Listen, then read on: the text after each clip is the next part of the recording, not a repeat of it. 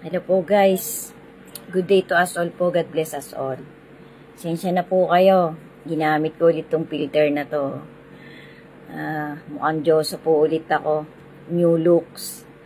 God bless us all po ulit guys. To God be the glory po. Season 23 po ng What is Written Truly Happened. Bali part 4. Thank you so much po sa inyong lahat na makakakita at magtatapos ng content ko na to. Sana po samot dalangin ko lahat po tayo kahit papano nakakaraos pa rin, healthy pa rin, sampu ng ating buong pamilya. Ibigay po nawa ng ating Panginoon yung lahat ng blessing na hinihingi pa natin sa Kanya, na alam ng Panginoon na makakabuti pa sa bawat isa sa atin. Lagi po natin pagnilayan ng love letter ng ating Panginoon guys. Bigyan na po natin ng panahon talaga na mapalapit tayo ng mapalapit sa trajectory papunta sa lingap ng ating Creator at ng Kanyang bigatinsan. Huwag po nating sayangin yung precious time na binaborrowed pa natin ngayong panahon na tayo'y malakas pa. Huwag po nating hintayin guys. Ito po paulit-ulit ko na po itong sinasabi sa bawat content ko. As much as possible maisingit ko na gusto po ng Panginoon magkukusa tayong lumapit sa Kanya. Hindi po siya namimilit. Hanapin po natin palagi yung pagmamahal at lingap niya para po mapasama talaga tayo pagdating nung pinaka-climax ng tribulation na iaangat niya. Kasi guys, nakakatakot pong maiwan pa tayo dito na makita pa natin yung mga masasamang Panginoon guys. Paulit-ulit ko po yan tinatawid. As much as possible, ipapaalala ko sa bawat content ko. Sana po talaga iikot pa po ng platform na to ang bawat content ko na ganito na putol-putol na part by part. Kasi ako po, wala po akong masamang gustong itawid sa makakakita ng content ko. Ayoko pong maka-offend as much as possible. Ang gusto ko lang po talaga guys, bago man lang po bawiin ng Panginoon ang buhay na hinihiram ko sa Kanya kahit pa paano po meron man lang po akong mangilan-ngilan na kapwa-tao ko, kaibigan ko man to o kamag-anak, na makakakita ng content kong ganito, nasundot ko po kahit pa paano yung puso niya, yung isip niya na mas magtiwala pa tayong lahat sa Panginoon natin na talagang walang hinahangad, kundi ang mapabuti ang bawat isang nilikha niya. Ayaw niya pong mapahama kahit isa sa atin, kasi mahal po ng Panginoon lahat ng nilikha niya guys.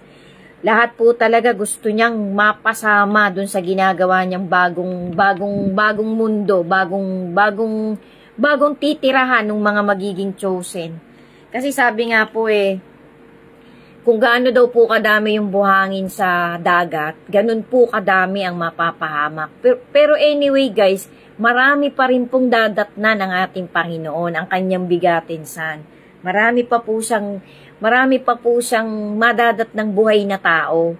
Although marami na rin pong napikit, marami na rin namatay. Pangarapin po natin guys na kahit tayo mapikit, kahit bawian tayo ng buhay at lakas ng ating Creator, yung mga natirang buhay natin, itong panahon natin na to, na nandun na nga po tayo sa huling generation, gamitin na po natin itong napakaigsing buhay na pinapahiram sa atin sa mabubuting gawa na malulugod talaga ang ating Panginoon. Hindi na po natin kailangang tayo yumaman pa ng yumaman guys, kasi sabi nga po hindi tayo maililigtas ng ating mga kayamanan, ng ating mga ginto.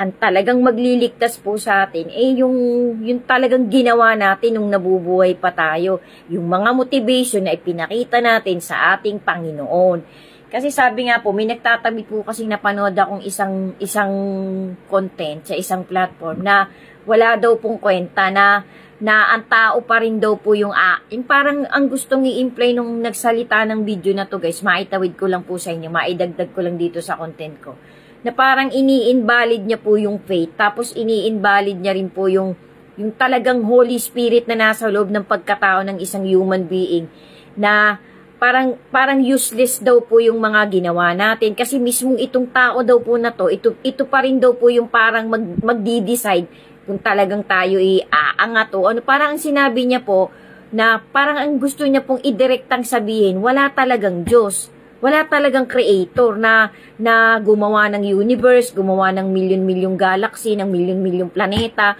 na hindi totoong meron talagang magbe-verdict. Yun po yung ini-imply ng lalaking to. Sana nga po magising siya, mauntog siya.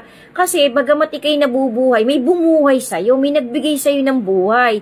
Kasi hindi po natin pwedeng isiping, sabihin na natin, alien. Kasi wala naman talaga pong nakakita ng sa creator Kasi pagka po tayo inano ng ating kaya nga po nag-body interest yung kanyang bigatin Kasi para to make it sure na talagang may maniniwala na talagang mayroong isang infinite God. Kasi kung ano po yung ipinakita ng bigatin ayun din po ang kanyang ama. Yun po ang ating creator. Pareho po silang creator Ang paghahariin po dito ng 1,000 years yung bigatin So wala pong makakapagsabi kung anong mangyayari dun sa 1,000 years na yun Kaya yan pong mga nagtatawid na yan na hindi talaga sila naniniwalang may creator, may Diyos. Bahala na pong humusga sa kanila ang ating Panginoon. Minsan lang po, nakakalungkot lang pong isipin na parang sa pagtatawid mo ng ganyang content creator, ng isang content, parang naliligaw yung mga nanonood. Kasi mawawalan po ng tiwala yung iba na mapapaisip sila na parang iisipin mo, nandiyan ka lang, bigla kang lumitaw, para kang singaw.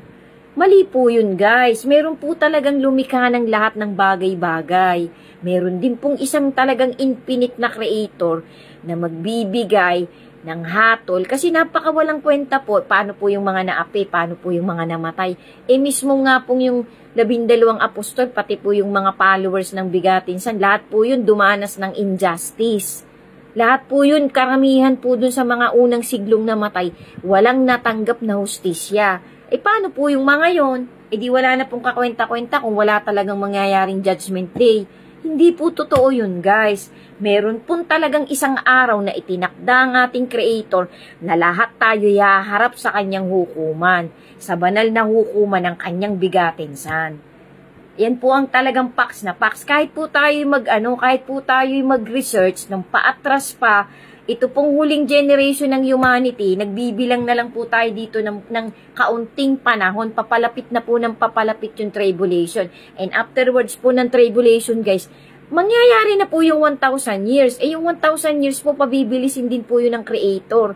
Kasi sabi nga po sa kanyang love letter, ang isang araw, ang 1,000 years ay parang isang araw lang sa ating Panginoon.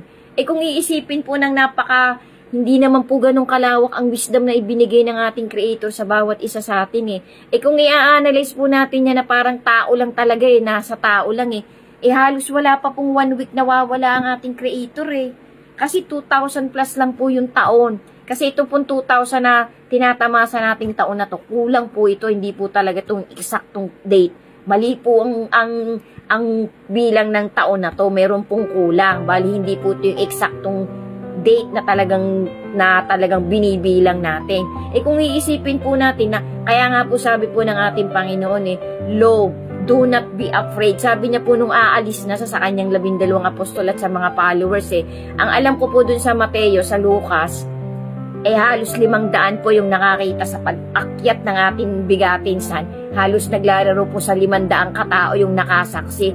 Lahat po ng mga taong yun, patay na lahat. So ang iniwan pong quotes at pagpapatotoo ng ating creator talagang babalik siya. Huwag tayong mabahala, huwag kayong mabahala, ikakalat talaga. Pag naikalat na po ang salita ng Panginoon buong globally, babalik na po siya. Halos lumalakad lang po sa kulang-kulang 3,000 taon na umalis ang ating bigatin So napakabilis po. Kung iisipin po natin, ako po sarili ko pong POV to guys kayo po ang bahalang gumamit ng discernment nyo, ng discretion nyo. Kung iisipin po natin, isang araw lang po yung 1,000 years. Kaso iba nga po napakalalim po Hindi po natin pwedeng arukin Para po sa akin yun, POV ko rin po yun. Nadinig ko din po yun sa isang pastor. Kasi kung hindi po pabibilisin ng ating Panginoon, konting-konti na lang po ang mainiligtas niya. Konting-konti na lang po ang aabutan ng ating Panginoon. Sundan niyo pa po guys. Sana po kahit papano nakakapagtawid talaga ako sa inyo ng maliit na motivation na mag-iiwan na talaga sa puso't isip ng makakakita ng content ko na talagang meron tayong dapat isang creator na dapat nating katakutan. Kasi siya po talaga yung magbibigay sa atin ng eternal salvation. Sundan niyo pa po guys. Thank you po for watching. God bless us all po.